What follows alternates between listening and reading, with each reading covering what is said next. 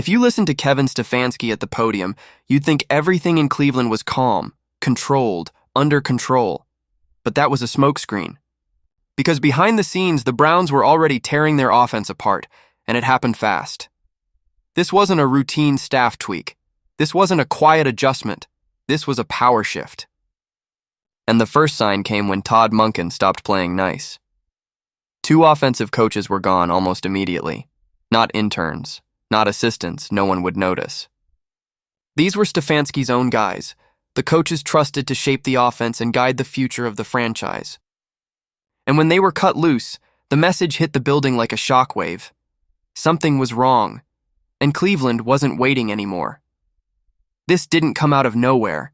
The frustration had been building for months. The offense looked stuck in mud, predictable, slow. Defenses weren't reacting, they were anticipating.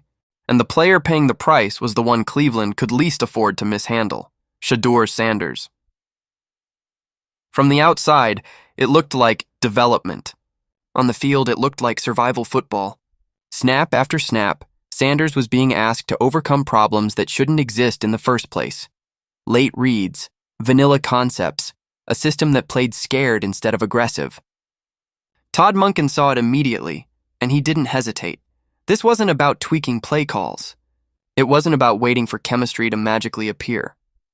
Monken wiped the slate clean. The offensive line coach was out. The passing game coordinator was out.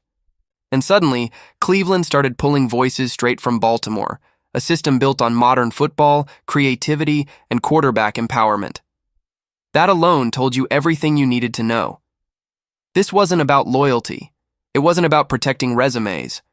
This was about fixing an offense that was quietly dragging down its most important asset. Because let's be honest about what Cleveland was putting on tape. The scheme was outdated, reads were slow, routes were obvious.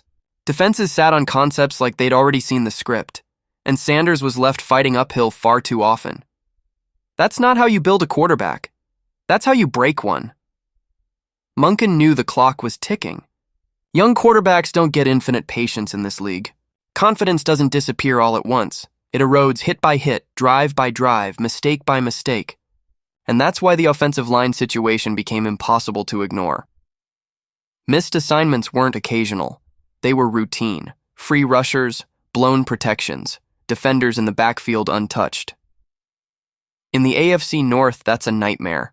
Baltimore brings pressure. Pittsburgh brings violence. Cincinnati brings speed. You don't survive that division without toughness and discipline up front.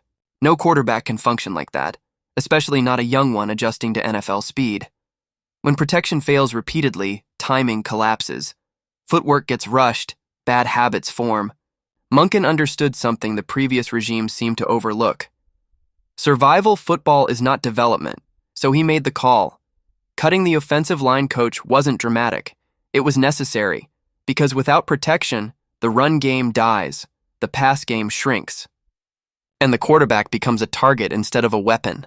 If Shedeur Sanders was going to take the next step, the foundation had to change first, but that was just the beginning. The real turning point came with the passing game. Under the old system, everything felt tight, conservative, hesitant. The offense played not to lose instead of playing to win.